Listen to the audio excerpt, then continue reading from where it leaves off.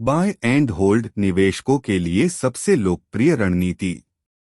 Bye and hold रणनीति के पीछे तर्क यह है कि यदि आप एक खरीदते हैं एक मौलिक रूप से मजबूत कंपनी में स्टॉक करें और इसे लंबी अवधि के लिए होल्ड करें, कम से कम 1 वर्ष, आपको लाभ का एहसास होगा।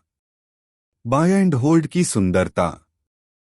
रणनीति यह है कि आप एक शेयर खरीद सकते हैं और इसके बिना मूल्य में वृद्धि देख सकते हैं। लगातार बाजार पर नजर रखनी पड़ रही है। शुरुआती दिनों में IBM, GE और माइक्रोसॉफ्ट जैसी कंपनियों को खरीदने वाले निवेशकों ने बड़ी रकम बनाई। बाजार पर ज्यादा ध्यान दिए बिना कागज पर पैसा खरीदने और रखने का दूसरा फायदा यह है कि क्योंकि आप लगातार स्टॉक खरीद और बेच नहीं रहे हैं, आप दलालों में बहुत कम भुगतान कर रहे हैं। कमीशन। खरीदें और होल्ड करें उपयोग करने के लिए सबसे आसान निवेश रणनीति है और पूर्वनिरीक्षण में इसने के बुल मार्केट के दौरान बहुत अच्छा काम किया। 1990 के दशक। शायद केवल एक बार खरीदने और रखने वाले निवेशक बेचते हैं अगर कुछ है। एक कंपनी में मूलभूत परिवर्तन। वे किस वजह से नहीं बेचते हैं? बाजार, अर्थव्यवस्था या शेयर की कीमत के लिए हो रहा है। वो हैं केवल व्यवसाय पर केंद्रित है और वे अपने यथोचित रूप से धारण करने का इरादा रखते हैं। जब तक संभव हो कीमत शेयरों। 20वीं सदी के सबसे सफल बाय एंड होल्ड निवेशकों में से एक सदी के अरबपति वॉरेन बफेट हैं। वह शायद ही कभी प्रौद्योगिकी कंपनियों में शेयर खरीदता है, बल्कि सांसारिक कंपनियों के शेयर खरीदता है, जैसे बीमा कंपनियों और बैंकों के रूप में, और उनके पास कौशल है, साथ ही एक स्वतंत्र विश्लेषकों की टीम कम खरीदने और उच्च बेचने के लिए। हालांकि एक पेशेवर के हाथों में खरीद और पकड़ काम कर सकता है। इस रणनीति का इस्तेमाल करने वाले कई निवेशकों ने हाल के भालू बाजार के दौरान अपनी शर्ट खो दी। कम कीमत वाले शेयरों को खरीदने के बजाय डिप पर खरीदे। बाय एंड होल्ड का एक ऑफशूट।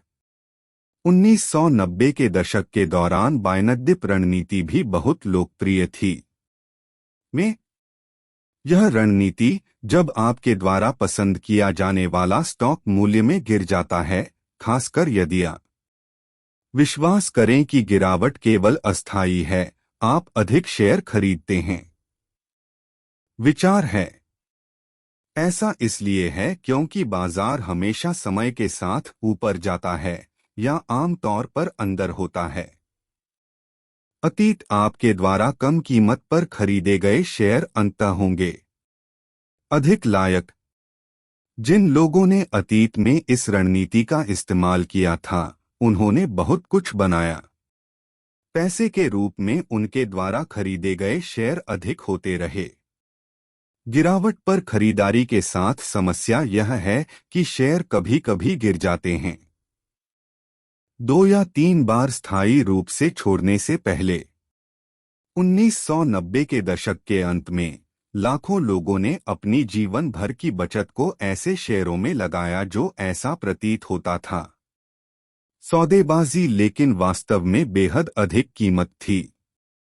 हर डुबकी के साथ और खरीदारों ने कदम रखा। फिर 2000 भालू बाजार के दौरान इनमें से कई शेयरों में न केवल अस्थायी गिरावट आई, वे दुर्घटनाग्रस्त हो गए। भालू के दौरान बाजार नैस्डैक बनाने वाले शेयरों में 80% से अधिक की गिरावट आई।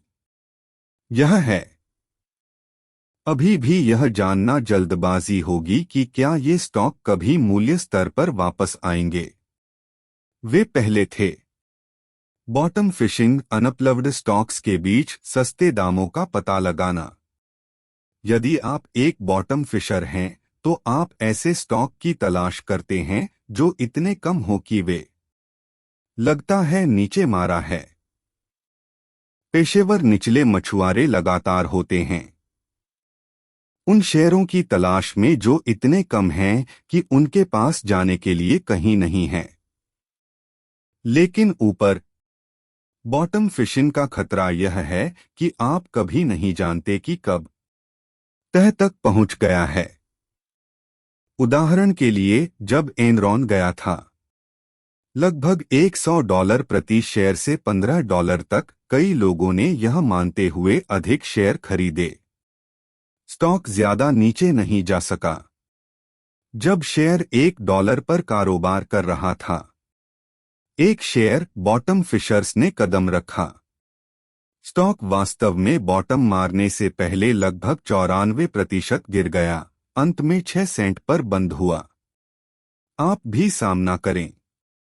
खतरा है कि एनरॉन जैसी कंपनियां अंततः व्यवसाय से बाहर हो जाएंगी, क्योंकि इनमें से कई अलोकप्रिय शेयरों में वृद्धि होने में वर्षों लग सकते हैं। मूल्य में आपको एक सफल तल बनने के लिए अत्यंत धैर्यवान होना होगा। डॉलर लागत औसत एक व्यवस्थित स्टॉक खरीद दृष्टिकोण। स्टॉक खरीदने के बजाय जब भी आपके पास अतिरिक्त पैसा हो, जेब डॉलर लागत औसत के साथ आप नियमित व्यवस्थित आधार पर स्टॉक खरीदते हैं। आप एक निश्चित राशि का निवेश करते हैं, शायद $100 प्रत्येक सेट। समय की अवधि, उदाहरण के लिए प्रत्येक माह।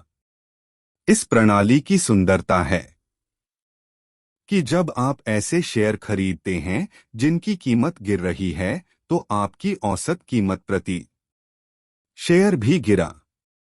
उदाहरण के लिए, मान लें कि आप $20 पर ब्राइट लाइट के 100 शेयर खरीदते हैं। अगले महीने यह घटकर $10 रह जाता है, इसलिए आप और 200 शेयर खरीदते हैं। तुम्हारी औसत लागत अब $13.33 प्रति शेयर है। जब तक बाजार वापस उछलता रहता है, डॉलर लागत औसत एक जीत की रणनीति है। समस्या यह है कि यदि आपके शेयरों में गिरावट जारी रहती है, तो आपको भारी नुकसान उठाना पड़ेगा। डॉलर कॉस्ट एवरेजिंग जैसी रणनीति को एवरेजिंग डाउन कहा जाता है। इस रणनीति के साथ प्रत्येक सेट में एक निश्चित राशि का निवेश करने के बजाय अवधि, आप स्टॉक के अतिरिक्त शेयर नीचे के रास्ते पर खरीदते हैं। डॉलर लागत औसत के साथ आपके पास एक योजना है। एवरेजिंग डाउन के साथ आप जब चाहें स्टॉक के अतिरिक्त शेयर खरीदते हैं। मूल्य निवेश, सस्ती कीमत पर अच्छी गुणवत्ता वाली कंपनियां खरीदना। मूल्य निवेशक मुख्य रूप से अच्छी गुणवत्ता चुनने के लिए मौलिक विश्लेषण का उपयोग करते हैं। स्टॉक जो अपने वास्तविक मूल्य की तुलना में सौदेबाजी कर रहे हैं। अन्य में शब्द मूल्य निवेशक उन शेयरों की तलाश कर रहे हैं जो बिक्री पर हैं।